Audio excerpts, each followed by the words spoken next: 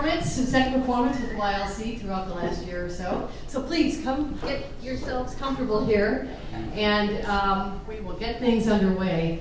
I'm going to have Margaret Taylor. Many of you know Margaret, most of you know Margaret here. She's just going to say a word or two, and then we're going to turn it over to Mason Harrison, fellow YLC member, to launch the program tonight with David Crane.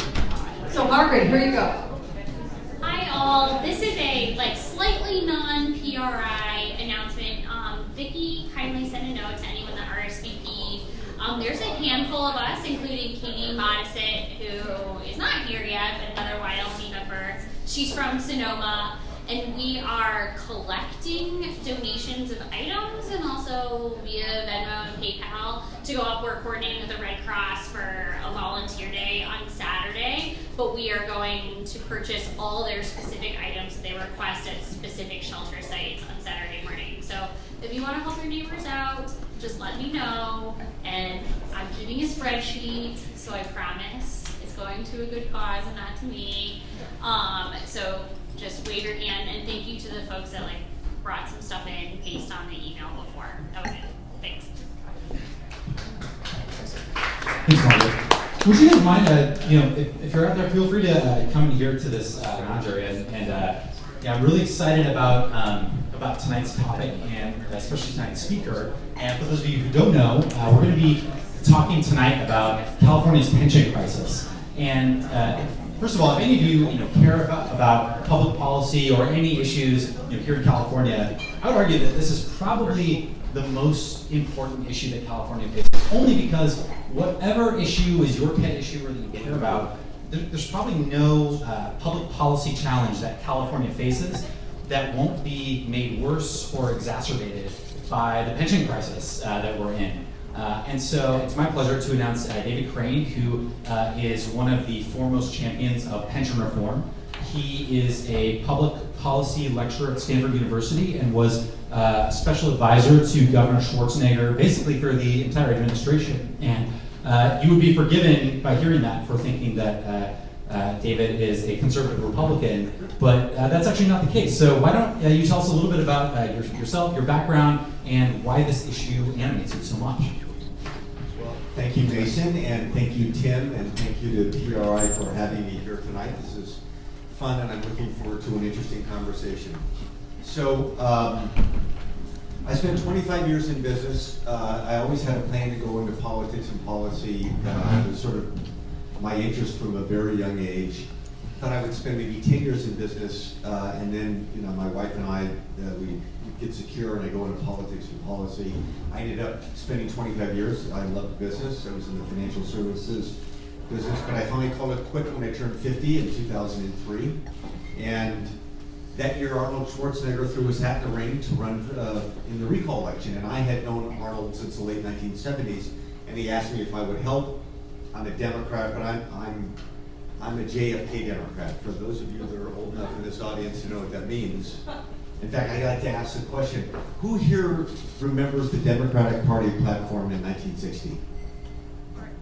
I read about it. Okay, and what was the #1 issue on that platform in 1960? No idea. It was the missile gap. So Kennedy claimed that Nixon, and Eisenhower, by extension Nixon, had left the country at a military disadvantage to the Soviet Union. So he was very pro-defense. Turns out it wasn't true, but that doesn't matter. What was the second issue on the 1960 Democratic platform, before any of you were born? No, not education, not math and science, anemic economic growth. So Kennedy said Nixon and Eisenhower, by extension Nixon, had left the country at an economic disadvantage, and Kennedy in 1962 was the author of what was then the largest tax cut in U.S. history up to that point in time. And the third issue was civil rights. That's kind of like the Democrat I am. I'm pro-defense, pro-growth, vigorously pro-growth, and pro-civil rights. So when Arnold ran, and he and I had met in the late 1970s when the candidates, Arnold couldn't vote, but when Arnold was dating Maria and I was dating my wife Carla, who became my wife, we'd have these great debates about politics in the late 1970s. And Carter was president, Maria's Uncle Teddy was challenging Carter for the Democratic nomination. Arnold couldn't vote, but thought if he could, he would have voted for Reagan. And we'd have these discussions about the issues of the day, which back then were stagflation, was Volcker doing the right thing, raising interest rates, the Soviets in Afghanistan, etc. And I would almost always agree with Arnold. And Maria said to me at one point, David, you're not a Democrat. And I said, no, I am a Democrat. You go back and read the 1960 Democratic platform and tell me which one of us is closer to that, and tell me how close your Uncle Teddy is to your Uncle Jack Kennedy. They were very different. And by the way, I like saying this, if I may. Jimmy Carter never gets enough credit for appointing Paul Volcker to the Fed. People have to remember that. Volcker never would have ended up there without Jimmy Carter. So my background was in business. Arnold ran. Asked me if I would help. I said I would. I was his economic advisor during the campaign. He won, made me special advisor, kind of like minister without portfolio. And I found out quite early that while I thought I knew everything when I got to Sacramento, I learned I knew nothing. And the number one thing I did know was that the legislature is truly a co-equal branch of government. It's Article 4 in California's Constitution, the governor's Article 5. The second thing that you learn is that no one knows the name of their state assembly person or their state senator, even though they have enormous power, except for three groups. Those three groups are the groups that feed at the trough. Those are government employees and healthcare corporations, principally. And this year they'll grab about 70 cents of $280 billion, 70% of $280 billion. So it's a very big business for them, and you too would know the name of every legislator if your revenues were dependent upon them. The other groups that know are those that don't want to be regulated to their detriment. Chevron knows the name of every legislator. And the third group are all the cronies who use the legislature to boost their positions in our society. Crony capitalism. The Dental Association knows the name. They even have their own legislator. Jim Wood from Gildsburg used to run the Dental Association and is a dentist and is in the legislature. California Medical Association, the Pawnbrokers Association, the Real Estate Association, you name it, they know the name of every legislator. Now I'm going to point at someone and unfairly ask them, where are you from? Marin. You live in Marin County. And I live in the city now. Oh, you live in the city. You live in the city now. Mm-hmm. Who's your state assemblyman? Who's your state senator? You know either one? Boxer. No, Boxer used to be your U.S. senator. I'm asking about your state senator. Don't tell her. Right. So no one here, this is a group of smart people, some clearly know. No one knows the name of their state assembly member or their state senator. Here in San Francisco, the two state assembly members are, and what's to say their names? Oh, Scott Wiener. No, he's a state senator. David Chu is one, and Phil Ting is the other. And the state senator is Scott Wiener. Those three individuals have more impact on the lives of average Californians, especially non-rich Californians who send their kids to public school, of which there are 6 million kids, or public universities, there are 3 million going to colleges and universities, who ride public transportations, who are one of the 14 million on Medicaid, who pay taxes, whose wages, unlike people like me, I'm a retired investor. My money, I can make money even if California doesn't do that well. But people whose wages are dependent upon California's rules and regulations, Scott Wiener, David Chu, and Phil Ting have a much greater impact on their life than Dianne Feinstein, Kamala Harris, and arguably even the president. Yet, no one knows their names except for those three groups. And you learn that when you go to Sacramento, and it blows you away. So the governor doesn't have any power, except for he can stop things. And if he actually wants to do something, he needs the votes of 41 people in the Assembly and 21 in the Senate, and you don't know their names. That's what it was like for me to go to Sacramento. So that's my background is 25 years in business. Go to Sacramento thinking you know everything. Learn you don't know anything. Spend the next 7 years with the governor learning what needs to be done.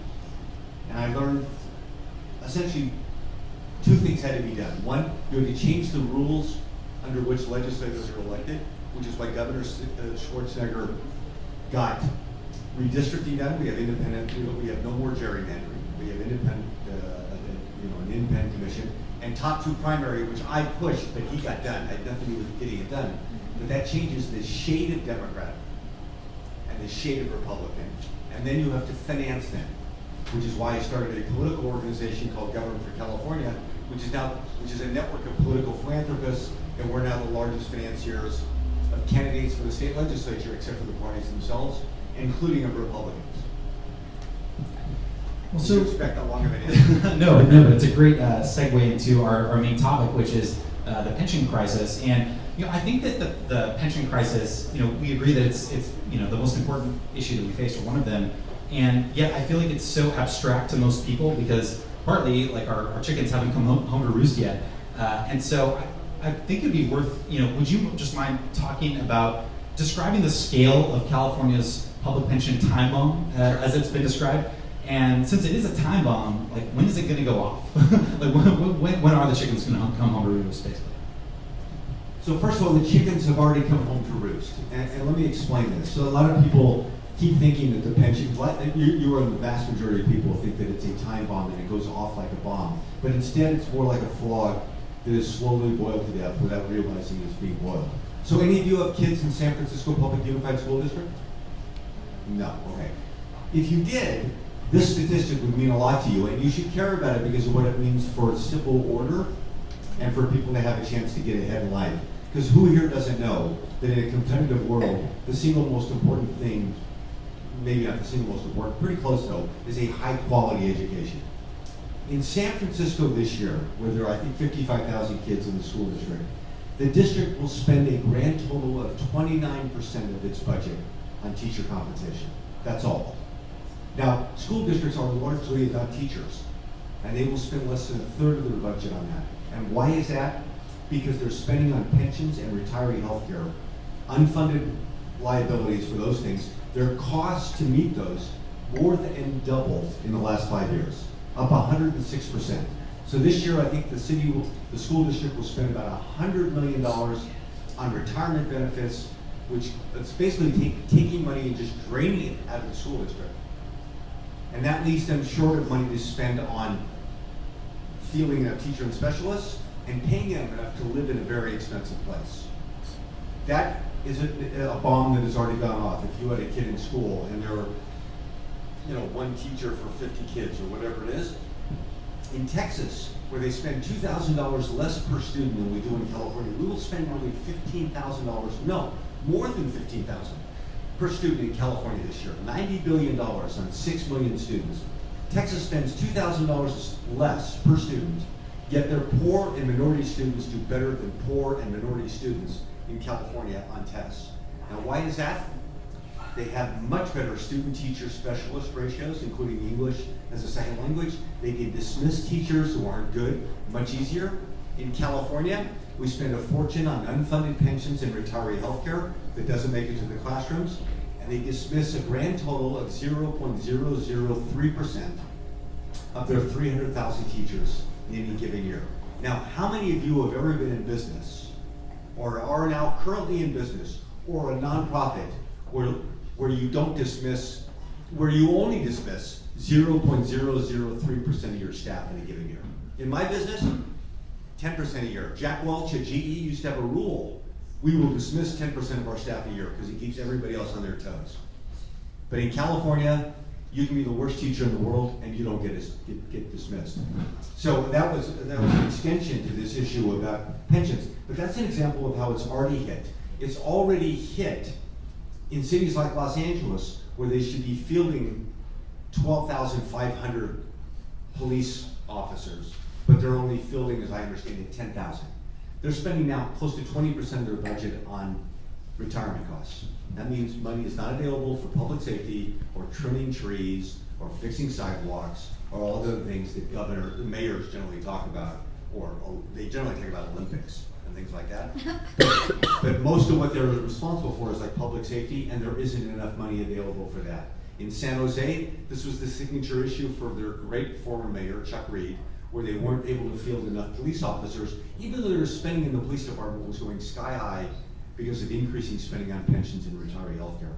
So the bomb is hit. And it's a civil order issue. We're in the 8th year of a bull market in California. We've had a 30% income tax increase, and until this year, we also had a substantial sales tax increase. So revenues are way up, yet state spending on virtually every service is flat to down. UC share of the budget's down 14% compared to a decade ago. CSU share is down. Welfare share, court share, park share. Their share of the budget is down. Their dollar amount's almost flat with what they got a decade ago. Courts are getting, I think, the exact same dollars that they got a decade ago from the state of California, even though the population is much higher. UC, which has 250,000 students, and kids and costs have gone up, will collect a grand total of $3.5 billion from the state this year. They got $3.3 billion a decade ago. All that is happening because we are diverting money to other things. But all that is happening at the end, in the 8th year of a bull market and after a tax increase already. So just imagine what it's going to be like when, as Warren Buffett always puts it so pithily, you never know who's been swimming naked until the tide goes out. The revenue tide always goes out in California. Our revenues are perfectly correlated, and this is not an overstatement, nearly perfectly correlated with the stock market, because we tax capital gains at ordinary rates, and a grand total of 150,000 of us pay 50% of all the personal income tax, and our revenues go like this. And right now they're way up, and yet the Los Angeles Unified School District doesn't even get a positive certification from the Department of Education because they worry they won't be able to meet their bills in 2 years. So it's it. So, I definitely want to spend some of tonight talking about potential solutions, and especially talking about the difference between like some of the local challenges that we face versus the state in terms of pensions. But can you walk us through? I know it's a really complicated subject, but I have to assume it wasn't always like this. Like, I'm sure that there were milestones, and can you talk about some of like the big moments that sort of brought us to where we are today? Yes, on the pension issue. Yeah. So here's the thing about pensions. Defined benefit pension plans can work and do work perfectly fine, as long as you are honest about the math and you pre-fund the promise properly.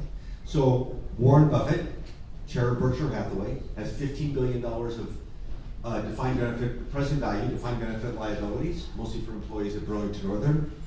He has set aside the perfect amount, $12 billion, to meet that, because when he reaches the $15 billion present value valuation using a reasonable discount rate of 4.1%, and he assumes that he will earn 6.1 or 6.2% on the money he sets aside to meet them. He needs $12 billion to meet them. They're fine. They will get paid their pensions. In California, the exact same thing could have been the case. But instead, they assume these ridiculous rates of return in order to dampen down, suppress both the value of the liability and the amount of money you need to set aside to meet that liability, and that automatically, to anybody who understands math, creates deficits. So, if you went back 12 years, when I served on the board of the California State Teachers Retirement System, and Governor Schwarzenegger had appointed me there, and they present me with the math at my first meeting, and I was like one of those cartoon characters when they present me with the math, because I rubbed my eyes and I looked at it because I couldn't believe my eyes.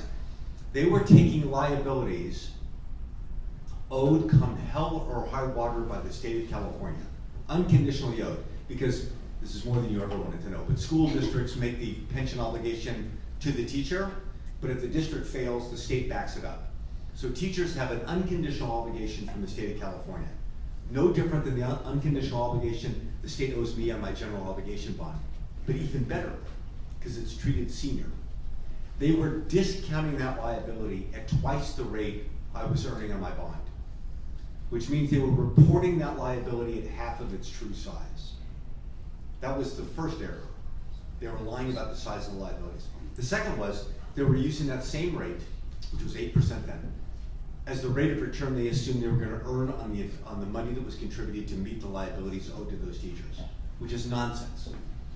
There's no way that you're going to compound over 30 years at 8% per annum when your assets are invested roughly 60% in equities, 25% in bonds, and the balance in private equity and things like that. It's just not going to happen. They could earn maybe 6%, but they assumed 8%. And that meant that they were lying about the amount of money they had to set aside today. So I innocently said, after my first meeting, we have a problem. You're understating the liabilities, and you're assuming returns that we will not get. If you don't boost contributions now by assuming, and I said assume a 6.2% investment return assumption, if you assume that, you'll be fine. If you don't, you'll have massive deficits in a decade. And their response was to kick me off the board 11 months later. So the state Senate has the right to remove someone that the governor has appointed to a state pension fund board, and they did that to me 11 months later. And I was removed, by the way, on a vote of 3-2 by the Rules Committee. I'm a Democrat. 3 Democrats voted against me, and the 2 Republicans voted for me. And the Republicans were beside themselves, because I had announced at the beginning, when I did my opening statement, that I'm a Democrat, that it had worked for, like, I list all these Democratic names that these Republicans hated, you know, Bruce Babbitt, Paul Songas, Bill Bradley, etc. And they voted to keep me, and the Democrats voted to kick me off. That would have been the way to solve the problem, is to simply boost or reduce the investment return assumption and boost the contributions. The reason we got into this mess is because they didn't do that. It's that simple. So maybe I'm getting ahead of myself, but you were also kicked off as a trustee of the UC Board of Regents for the same thing, right? Or similar. Yeah. Do you want to talk a little bit about that? Or is it Sure. more the same? We knew I would never be approved for another board. So Governor Schwarzenegger, the way it works is the governor can appoint you to the board, and you go on the board immediately, and the legislature has a year in which to act. They can either act and confirm you for your term, or they can act and throw you off, or they can do nothing in which you quietly go off at the end of the year.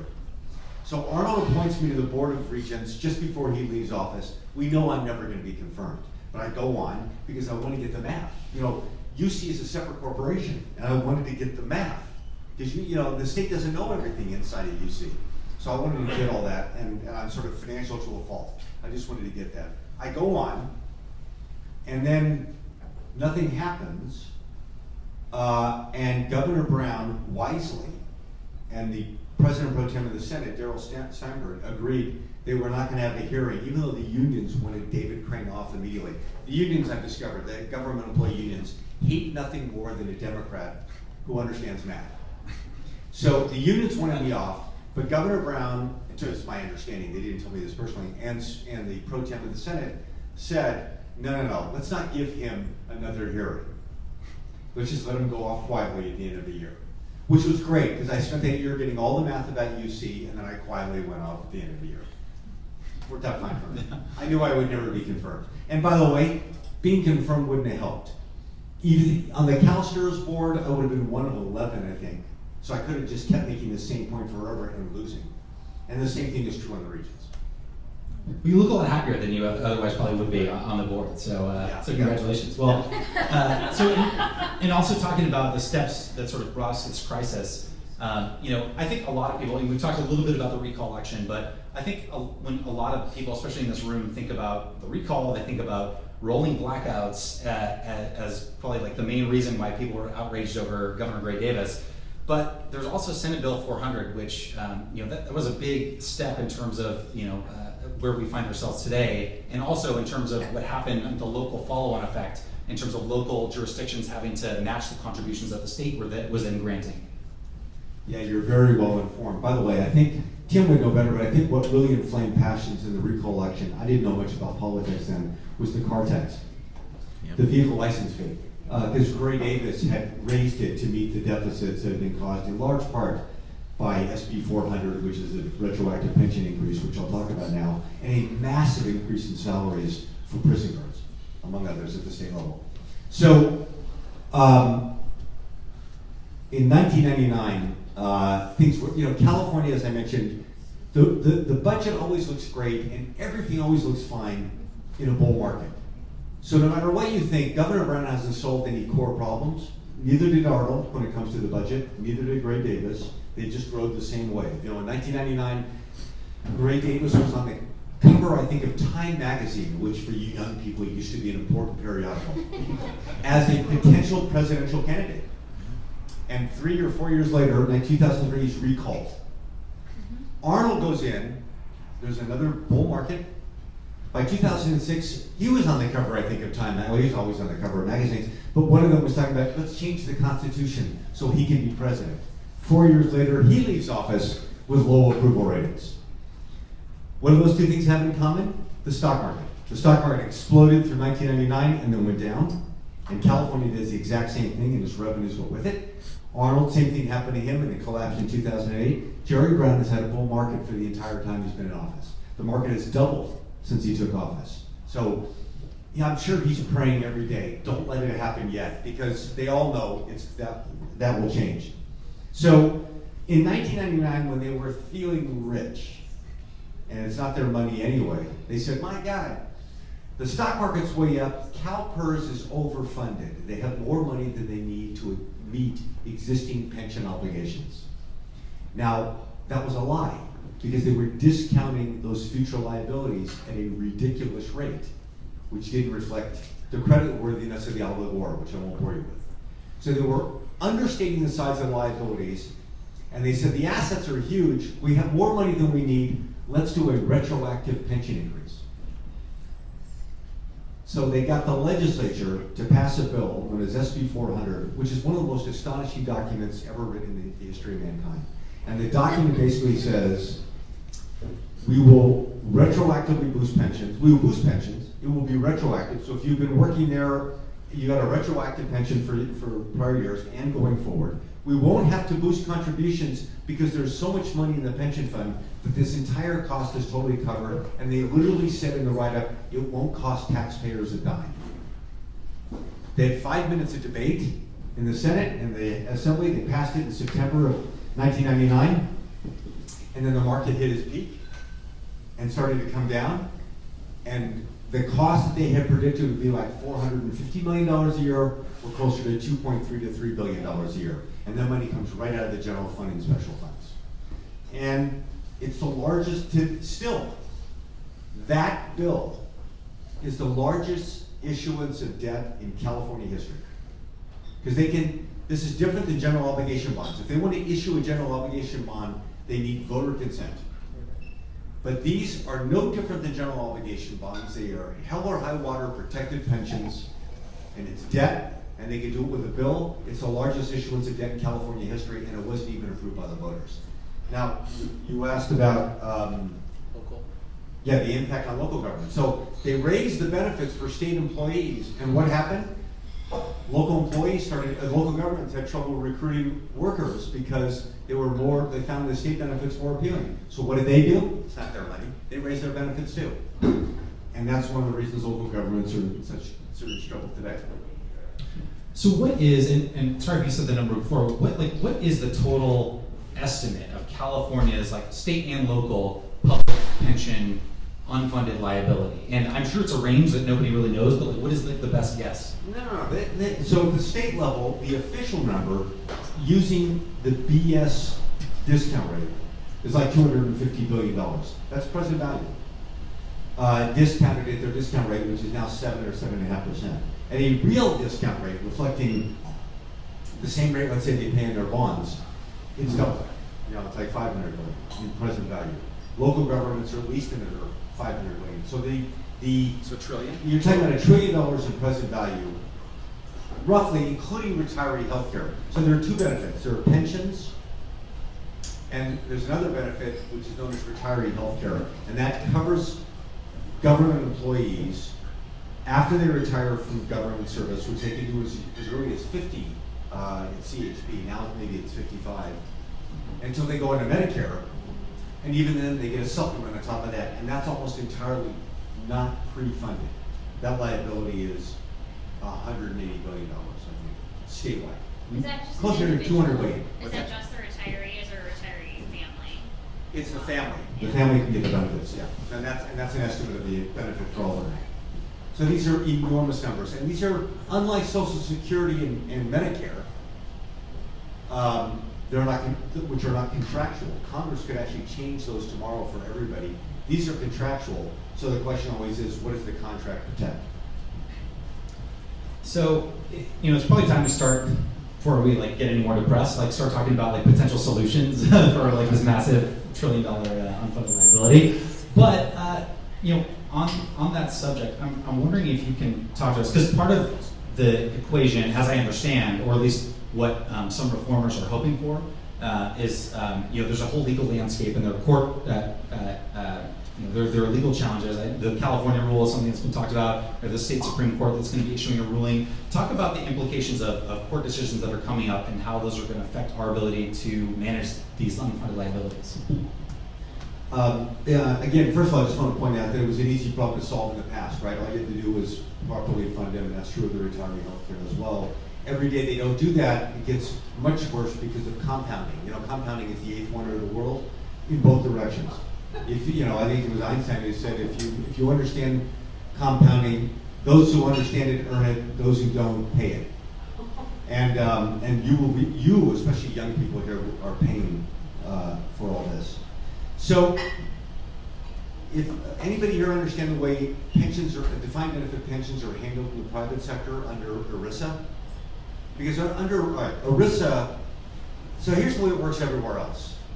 If I go to work for a company, let's say I go to work for GM, and I work there for 10 years, and I get a defined benefit plan, I plan to work for another 20 years, and GM decides at the end of 10 years they're going to reduce the benefit going forward, they can do that. So I get to keep the benefit I got for the first 10 years, that's accrued, they can't touch that, I own that. Going forward, I start to earn at the lower benefit. That's the way it's handled under ERISA. But government employee unions in California claim that because of dicta, anybody here a lawyer? Okay, well, so this is not even central to the case, but it was language in a case about another issue, as I understand it. About 60 years ago, justices used language that indicated, and has been interpreted regularly by government employees, including in the governor's office when I was working there, that once you grant an employee to a benefit to a California employee, you cannot change it for that employee, even if you could fire them the next day. So in the same situation, the benefits that I've earned for 10 years, and let's say they reduce it going forward by half for new employees and others, I still get to earn at the old rate for the next 20 years. That's known as the California rule. That's being challenged in California Supreme Court. 2 courts have already ruled that it's essentially invalid. They've ruled that employees are only entitled to a reasonable pension. And that case and 2 other cases like it have been accepted by the California Supreme Court. They're going to rule later this year, and that will have an impact on whether or not governments in California can adjust benefits for years not yet worked. So by December? It could be by December, but they keep delaying it they're giving the state of California more and more time to put in their briefs. So I don't know exactly when they'll come out with the ruling, but in that world, that would allow the government in California to do something similar to Rhode Island, which is the only state in the country where they've done serious, to my knowledge, serious pension reform. The governor there is Gina Raimondo. You should check her out. She's our kind of Democratic governor for California. They reduced their unfunded liability by roughly half by reducing the COLA, cost of living adjustment for retirees, and reducing benefits for current employees with respect to years not yet work. And that's the battle in California. And by the way, it isn't fair to the employees. They didn't do anything wrong. They really didn't. And it's not like when you go to work and you're earning your defined benefit plan, you're asking yourself all these questions. Sure, there are some people who game the system. They do these things like you read about these massive pensions because someone boosts their spikes their pension by doing this or that, and they get $500,000 a year. But you could get rid of every one of those pensions, and you would not move this aggregate needle very much. And these employees, like in Stockton, where they went broke, and Vallejo, but more Stockton, where they actually lost one of their major benefits, retiree health care. These are poor people, retired janitors who did nothing wrong, and they get screwed by these cynical, self-interested elected officials and pension fund board members who don't care about their consequences. You know, local governments can go broke, state can't. So these people can actually get hurt. So it's a terrible thing. And you mentioned civil order before. This is a serious issue for maintaining civil order in our society, in my view. And that's just why we need a legislature. This is ultimately, in my view, up to the governor and the legislature. And the governor could not get it done in California without 41 people in the Assembly and 21 in the Senate. And I actually believe that within the next decade, there will be that in the state legislature and a governor that will sign that kind of reform. Why, obviously one component of like suggested solutions to unfunded pension liability is to increase taxes. But you don't think we can raise taxes enough to pay for the current unfunded liability that would just hurt economic growth?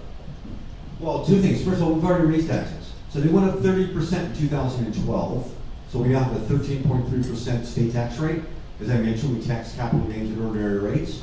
I have a lot of friends who have left California. But, it's always anecdotal that people do, but that was the final straw for a number of people. Because it's one thing, even as a liberal Democrat like me, to pay taxes. It's another to know that the money isn't leaking to services. I'm a big believer that there's a lot of luck in life. And that there are, among our 40 million fellow citizens in California, there are a lot of people that are lucky and they need a safety net. And governments are supposed to provide that. I'm a big believer that money should go to services. We're going to spend $100 billion this year in California on Medicaid. 1 out of 3 Californians is now on Medicaid. Of that $100 billion, $36 billion will come from the state budget, the rest from the feds for now. California, that's twice as much as we spent 7 years ago. Californians are not twice as healthy, but the bottom lines of even including nonprofit hospitals are up by 50%. So I'm a really big believer that if taxpayers are going to pay money, the money is supposed to go to services. And Democrats are fond, even Jerry Brown did this in his recent interview with Rolling Stone, to talk about people who just don't believe in government, therefore they don't want to pay taxes. No. There are some of us who believe in government who think it's okay to pay some taxes as long as the taxes go to services. Well, they raised taxes 30% in California in 2012. State spending on pensions and retiree health care is up 80%. Medicaid's up 60%. Yet state spending on all the things I care about, UC, CSU, parks, courts, welfare, and in classrooms is terrible. So for people like me, there's no room to raise taxes. There is still room politically to raise taxes because it is easier to raise taxes on the rich in California. This is, by the way, one of the consequences of Prop 13, which changed our property taxes in California. We became much more dependent upon income taxes, and the income taxes of very few people, and it's very easy to raise their taxes. People will generally vote for that kind of thing.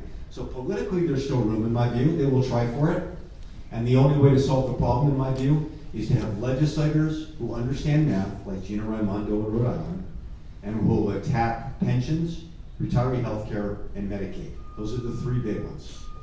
If they don't attack those, I don't know where they're going to get the revenue from, but they have to attack those.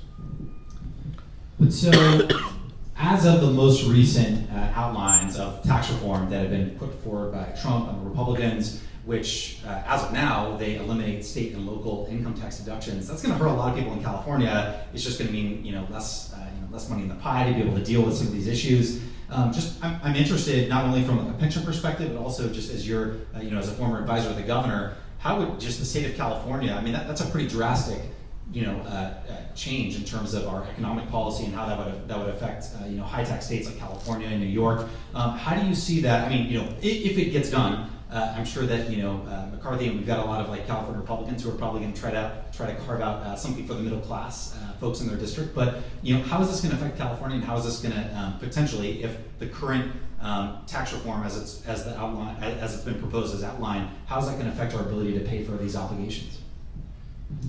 Well, if it goes into effect, it would have a huge impact on a lot of California taxpayers, those especially who are not in AMT. Because the consequences would be huge. And I think a lot of them would say, this is definitely not worth it for me to pay 13.3% in California and not be able to deduct it. From everything that I've been able to see, it's likely not to pass. Now personally, this notion of being able to deduct high state tax rates on federal income taxes, I think is not a great idea for the country. Other people are subsidizing our ability to do that kind of thing. And I can understand why people in other states would say, wait a minute, what are we doing allowing them to deduct it when we have no income tax in our state or whatever?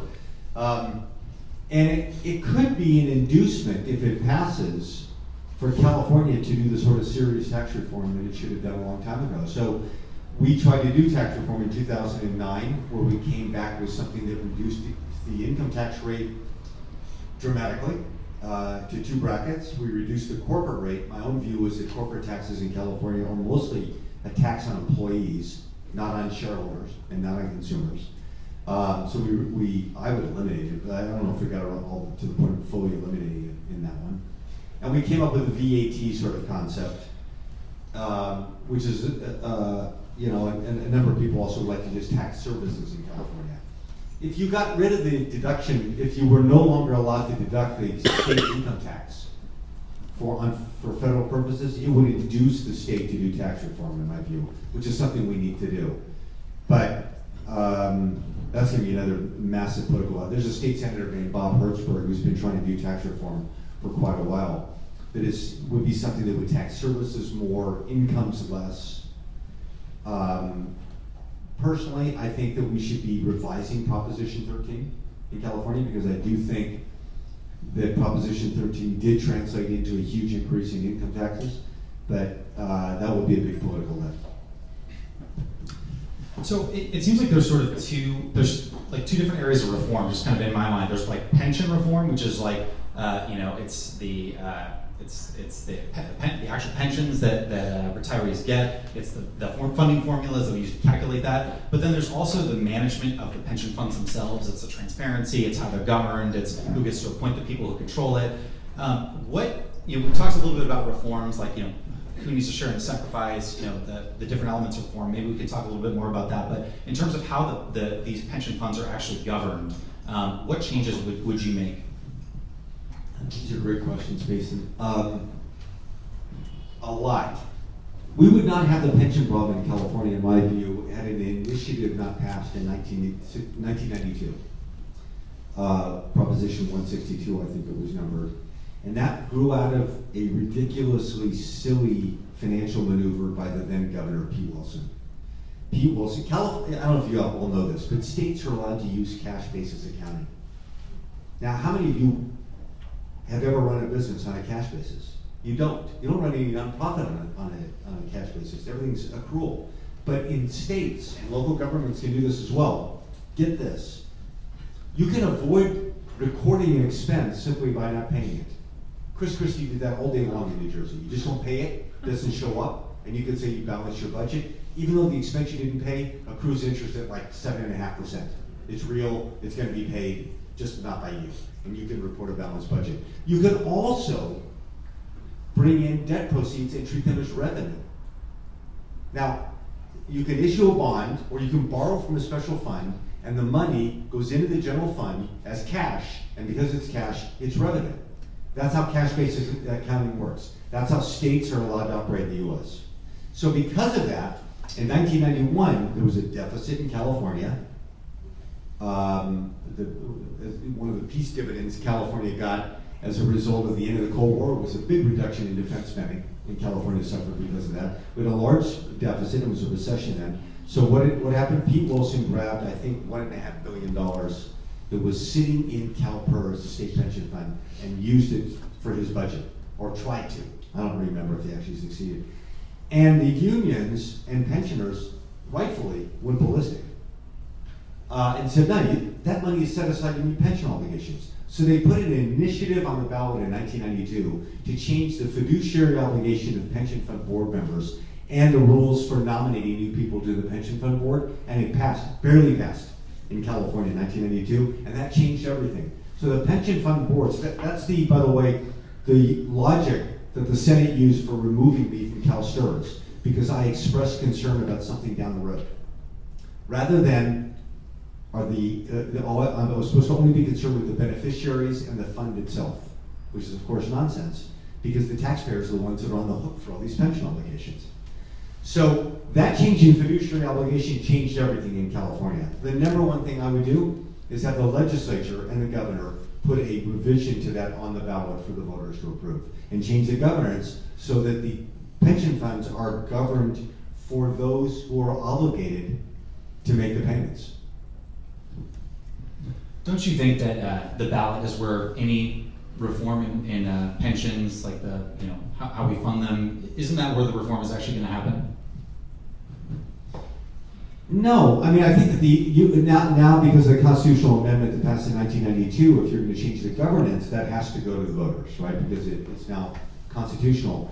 But the legislature has a lot of power, and they could, in my view, pass legislation that changed the California rule, for example, and let it be challenged in court, and have a court rule that no, this is valid legislation. The legislature has a lot of power. They love you to think that they don't.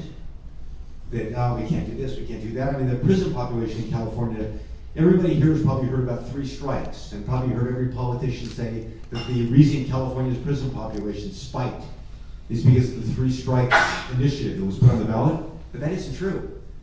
The prison population in California grew starting in 1979, 1980. It looks like a hockey stick from that point in. And why is that? Governor Brown signed the determinate sentencing legislation, mandatory minimum sentences in 1977, 1978. And he's still very upset that he did this. It's one of the reasons he does prison reform now. That was more responsible for the growth in California's prison population than anything else. And that was entirely statutory. They could have changed that the next day, but they did not. And they loved you to think they can't do this because of voter initiatives, but they got a lot of power. So you're keen for a day in Sacramento. 2 reforms you would love to make. I mean, it doesn't have to be pension related. It could be K through 12. I know you have a lot of policy issues you're passionate about. I'm sure you have trouble just reducing it to 2. Well, the first thing I would do, I think of the 2 things. I would do 2 things. One, I would end collective bargaining for government employees. It never should have been a law in California. You know who first put it in place in California? Anybody want to guess? Ronald Reagan. In 1967, gave collective bargaining rights to local and county employees. He opened that door. Jerry Brown then in 1976 or 77 gave it to state employees and school district employees. And that changed everything in California because it allowed them to become very big, those who were the biggest recipients of the money from the state to become the biggest political players. It's very different than at the federal level. At the federal level, most of the spending goes not to employees, 15% goes to employees. Most of the money, the federal government, as one pundit once put it, is an insurance company with an army. They're a transfer agent from you to my mother and my brother and sister on Social Security, and me, by the way, I'm eligible in 3 years, I guess, 2 years, 3 years.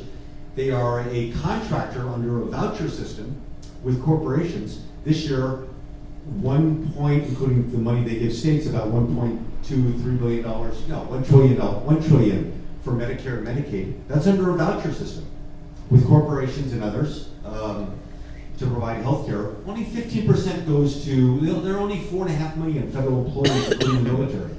There are 20 million employees at state and local levels. So what they did by giving collective bargaining rights to government employees in California is give power to the people that get all the money. And that, they already have civil service protections. So it makes no sense. And I'm not opposed to collective bargaining. I actually believe, I don't like to own stock in companies where unions have a lot of power because they tend not to earn very good profits, but those people deserve the right to have an ability to negotiate for their rights, but that's not the same thing. This is like the prison guard union in California is a corporation. In fact, their revenues this year, including their benefits, on a cash basis is $7.6 billion for a grand total of only 56,500 employees in the corrections department, who now supervise only 128,000 employees. That revenue is like 3 times greater than the revenue of the largest private prison corporation in the US. So these are businesses, and they don't deserve that special right. That's the number 1 thing I would change. Second thing I would change is that fiduciary obligation rule. I'd make the pension funds governed by little kids, because they're the ones who are paying the price. I think those are the 2 things I would do. But I'll tell you, more practically speaking, the more important thing to do is to elect good legislators. I believe that's probably the only way to really solve these problems. I guess that gets to my what I think is my last question, because I think we're sort of running up against the clock. But what can we do? You know, obviously we have an election coming up. What can the people in this room do to help change things in California? Obviously we have an uphill, but you know, we've got Democrats that you know, are fiscally, how do you put it in government for California, fiscally literate. Yeah. You know, what is your And conservative in everything. What should the people in this room do? Well, I don't know, you all, and here's what I think you should do. I really do believe in the power of representative democracy. That's not always the case. In California, when you need 41 votes in the Assembly and 21 in the Senate to get something done, and then the governor to sign it, so you need 63 people eventually, you can get a lot done. You can actually get there. You can get there with Republicans in the legislature. There are 13 in the Senate. There could be 14 in a recall election if it happens. And then there are a number of Democrats that we've elected who understand math and care about something greater than themselves. And we are working with some others to come over onto our side so that we can reach 21 in the Senate. And the same thing is true, we're even closer in the Assembly. And that 21, that 21 and 41 can pass legislation that would reform taxes. Some of it would have to go to voters for their approval. They can they can put the amendment on the ballot to change the governance of the pension system. They could not approve prison guard compensation increases. They've done 3 in the last 7 years while cutting all these other services. They can do all kinds of things if you just elect the right people. And Republicans are actually our biggest problem right now. I don't know if I've already mentioned this, but my organization, I'm a Democrat, and my organization, Govern for California, is the largest financier now for candidates for the legislature, except for the parties themselves, including for Republicans. And that is ridiculous. These legislators have enormous power, and most of them want to do good things. So I think the thing you could do is actually, it's going to sound silly, support legislators that you really like, whether it's in your own district or pick another legislator. You're mostly, are most of you Republicans? Okay. Yeah. There are 2 excellent Republicans that we support, for example. Catherine Baker, state assembly person, the only Republican elected to the state assembly, to the state legislature from the Bay Area. Catherine Baker, we bundled a fortune for her in 2016 and 14. And Kevin Kiley from Assembly District 6, who's a brilliant young man. And Excuse me, David, both have here with the YLC. And Catherine will be saying the Pledge of Allegiance at the November 1. fantastic. Well, then you should support people like Kevin Kiley and Catherine Baker. If you want to, you should, what's that? Vince Vaughn. Oh, yeah, you should support good Republicans who you think, and ask them what what can you do to help grow their influence. By the way, their influence can grow even if you support some Democrats. We have top 2 primary in California. It makes a very difference, big difference. I guarantee you, I'm a Democrat, and nobody here is more fiscally conservative than me. I didn't meet a Republican up in Sacramento, as Tim knows, who was more fiscally conservative than me. In fact, I met a bunch who were fiscally illiterate and profligate, and who blindsided us on a number of issues. So don't, paint yourselves as being a lot fiscally better than a lot of Democrats. I guarantee you, Democrats who are nominally very liberal, like Henry Stern, a state senator from Los Angeles, and same with Ben Allen, and Steve Glazier from the East Bay here, I guarantee you they understand the math incredibly well. But they're not going to try and do something unless they know they're going to win. Because you don't try something to get whacked. Because if you get whacked, you can never come back from that. So you got to win. Like I said earlier tonight, it's like the Al Davis and the Oakland Raiders had it right. You got to win. So you should be asking Catherine Baker and Kevin Kiley, what do we do to help you and to grow your influence? And say to them, and I don't mean just you personally, because too many politicians, it's about them. You mean to help them achieve what they ultimately care about, and they'll give you some suggestions. Small dollars actually move the needle in California. The average candidate for the state assembly in 2016 raised, I think, less than $800,000 in direct contributions. The 2 ways you finance campaigns are direct contributions to the candidate. Those are the most valuable dollars because the candidate can spend them themselves. And independent expenditures, which are the ones you always read about but are less effective because they can't be coordinated with the candidate. The average candidate for the state assembly, there's a pretty sizable standard deviation, but go with this, $800,000. The maximum you can give under California law to that candidate is $8,800 in the combined, in the primary and the general. So a couple can give almost $18,000. Government for California, my organization, that's what we do. We are a network of political philanthropists that assemble a lot of money to candidates. But they will do cartwheels for $250. And it makes a difference. And if you hold a fundraiser for them, that will make a difference. If you ask them what you can do for them, that will make a difference. I think that's what I would do. It's representative democracy. And I think it's frankly the golden time for Republicans in an odd way. You're down to 26% of the registration. You're probably going to fall below into third place. Your party doesn't know what it's doing in general, but there's some very good people. And Californians are inherently, on fiscal and economic matters, quite Republican. But they are not with you on social and environmental issues, which I think is a mistake on your part. I think you should be libertarian on social issues. And environmentally, I think you should be looking for the lowest cost way to achieve what the rest of your fellow citizens in California think is a big issue, climate change and things like that. But on economic issues and fiscal issues, they're with you. They just don't know it when times are good. They'll really know it when times are bad. And that's when you got to be ready with some good Republican candidates. But frankly, if you're willing, support good Democratic candidates who are willing. I guarantee you, there is no better Republican in the country at fixing pensions and fiscal issues than the Democratic governor of Rhode Island. So just keep your eyes open and help good legislators. Everybody please join me in giving David Crane a hand.